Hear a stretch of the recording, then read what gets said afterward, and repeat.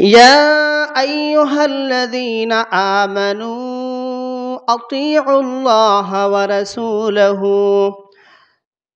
সূরা আনফাল ২০ নম্বর আয়াত কারিমার মধ্যে আমার আল্লাহ পাক রব্বুল আলামিন বলেন ইয়া আইয়ুহাল্লাযীনা আমানু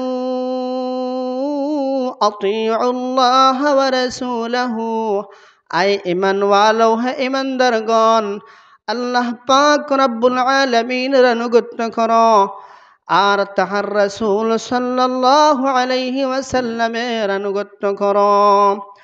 আমানু জামা মুযাক্কার গায়বের সিগা, এখানে পুরুষসূচক শব্দ, কিন্তু আল্লাহ পাক পুরুষসূচক শব্দ ব্যবহার করে নারী এবং পুরুষ সবাইকে বলেছেন। যেমন আকিমু মুযাক্কারে সিগা, এখানে যেমন নারী এবং পুরুষ সবাইকে বলেছেন, এই আয়াতে কারিমার মধ্যে এমনিভাবে আল্লাহ পাক রব্বুল আলামিন নারী এবং পুরুষ সবাইকে বলেছেন।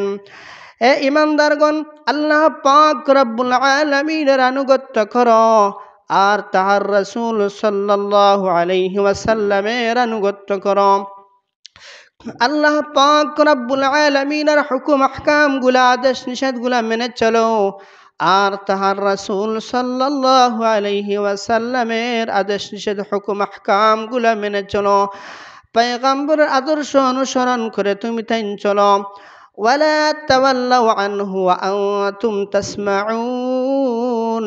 আল্লাহ পাক রব্বুল আলামিন এবং তাহার রাসূল সাল্লাল্লাহু আলাইহি ওয়াসাল্লামের কোন নির্দেশ শোনার পরে ওই নির্দেশ থেকে মুখ ফিরিয়ে নিও না, ওই নির্দেশ অমান্য করে চলে যেও না।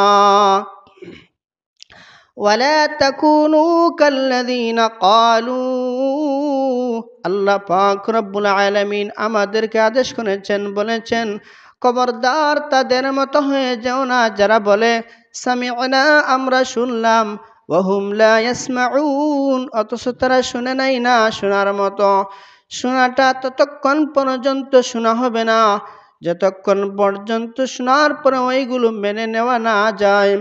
শোনার পরে যদি ওইগুলো মেনে নেওয়া যায় তাহলে এটাই হয় শোনা। আল্লাহ পাক রব্বুল আলামিন আমাদেরকে আদেশ করেছেন, বলেছেন গভীর মনোযোগ দিয়ে শোনার জন্য আর ওইগুলো শোনার পরে মেনে নেওয়ার জন্য। যদি আমরা ওইগুলো শোনার পরে যদি মেনে না নেই তাহলে এগুলো শোনা হয় না, আর ওইগুলো যদি শোনা হয় না তাহলে আমার আল্লাহ পাক রব্বুল আলামিন পরের আয়াতে কারিমার মধ্যে বলেন ইন্না শাররাদ দাওয়াব ইনদাল্লাহিস সুম্মুল বুকমুল্লাযীনা লা ইয়াকিলুন। আমার আল্লাহ পাক রব্বুল আলামিন বলেন সবচেয়ে সেরা নিকৃষ্ট ঘৃণিত প্রাণী, ঘৃণিত মানুষ হচ্ছে তারা আসুম্মু, যারা কানে শুনে না, আল বুকমু, যারা বোবা, কথা বলতে পারে না, আল্লাযীনা লা ইয়াকিলুন, ওই মানুষগুলো কিচ্ছু বুঝে না, বোঝার চেষ্টাও করে না। ওই মানুষগুলো হচ্ছে আমার আল্লাহ পাক রব্বুল আলামিনের কাছে সবচেয়ে সেরা নিকৃষ্ট ঘৃণিত প্রাণী, ঘৃণিত মানুষ। আল্লাহ পাক রব্বুল আলামিন অন্যত্র বলেছেন ওয়ালাকাদ কাররামনা বানি আদম, আল্লাহ পাক বলেন আদম সন্তানকে আমি শ্রেষ্ঠত্ব দান করেছি। আমরা সৃষ্টির সেরা মানব জাতি হওয়ার পরেও যদি আমরা আল্লাহ পাক রব্বুল আলামিনের আদেশ নিষেধগুলা, পয়গম্বরের আদর্শগুলা যদি আমরা মেনে না চলি তাহলে আমরা সৃষ্টির সেরা হওয়ার পরও সৃষ্টির মধ্যে সেরা নিকৃষ্ট হয়ে যাব। আল্লাহ পাক রব্বুল আলামিন আমাদেরকে শ্রেষ্ঠত্ব দান করেছেন, সম্মানিত বানিয়েছেন। আমরা ওই শ্রেষ্ঠত্ব যদি বহাল রাখতে চাই তাহলে আমরা আল্লাহর আনুগত্যশীল, পয়গম্বরের আনুগত্যশীল বান্দা হওয়া লাগবো, ঠিক কিনা?